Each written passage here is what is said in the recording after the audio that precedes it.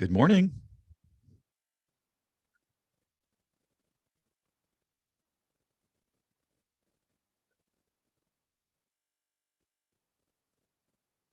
Good morning.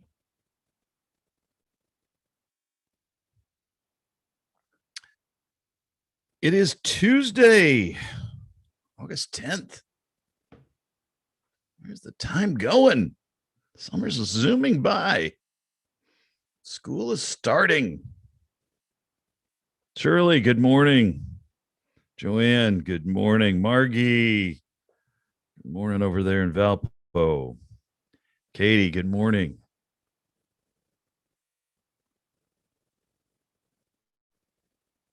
Deborah, good morning. Marcia, good morning. Nancy and Fran. Yeah, it was good rain. I didn't even hear it. I was sleeping away. But I see the evidence. Now the sun is out. Very bright morning. Beautiful morning. Glad you all could join me this morning. Jen, good morning. Suzanne, good morning. Yeah, let's pray for all those teachers going back to work and students going back. Judy, good morning. It's an important time of year. Important time too with everything that's been going on. We want to get these kids back in school, and teachers want to, I know. Good morning, Gordon. Linda, good morning. Lynn, good morning. It's so important for them to, we don't want the kids fall behind, do we? And I know we didn't know a lot. We didn't know a lot last year. So I have a question to start with. And the question is, I'm looking at doing kind of a study. Marlene, good morning. Mike and Shelley, good morning. And Lynn. And so this is the study I'm thinking about doing. And I'm thinking about doing a Facebook study because largely because of the convenience of everything. And that is crucial moments in early Christianity. I think that we very much look at Christianity in from a Reformation standpoint, or from our own kind of standpoint of where we're at. But what has shaped us? What has made us as Christians? By the way, I've got my Miss Petoskey shirt on.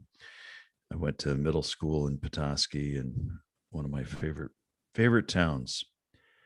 So anyway, that's what I'm thinking about, starting that in September, and just inviting you all to think about that and give me some feedback if that would be something you'd be interested in. And it'll be on Tuesday nights. We'll do Tuesday evenings, like at 6:30 or 7. So, okay. But for now, let's get started. Lynn, good morning.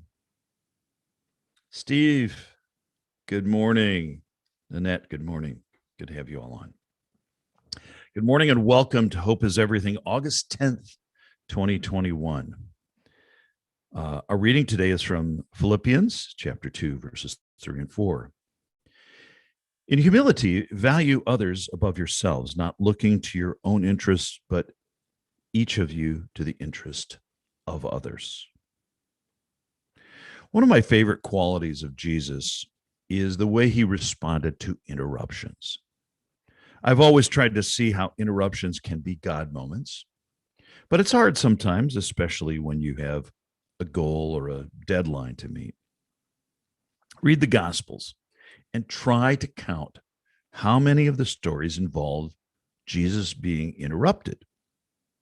He and his friends would be on their way to some place or to some person who needed Jesus, and suddenly a woman would approach him, desperate for relief from illness that she's suffered for over a decade. Or he would be on his way to heal someone and he'd get word that he was needed somewhere else, like a young child who was desperately ill and they thought maybe he could help.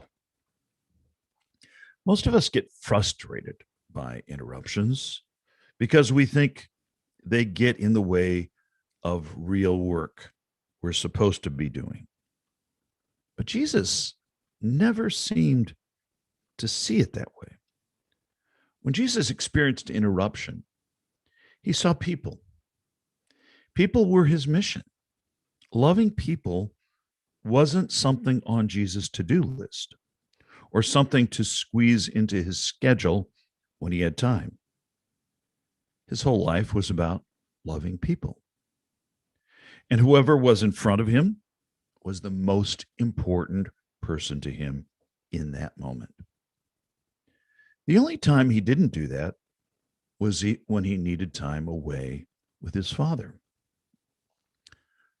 Love isn't something that we do. It's someone we become. That's what Jesus was showing us. But we can be pretty hard-headed and hard-hearted at times.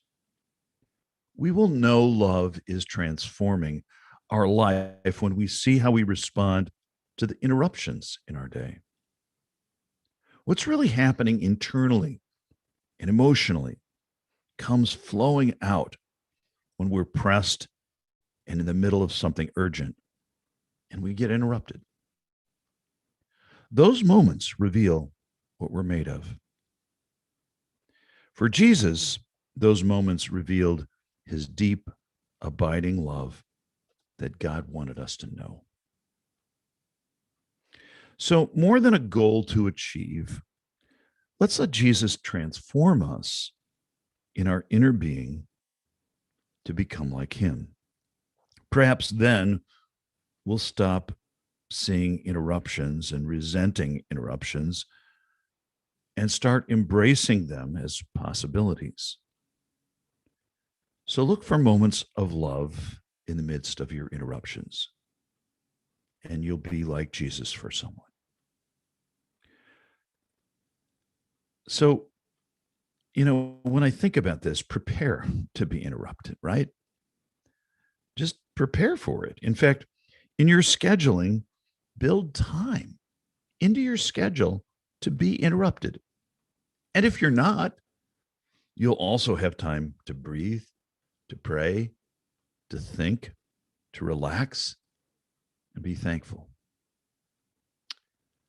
Be well, and have a great Tuesday.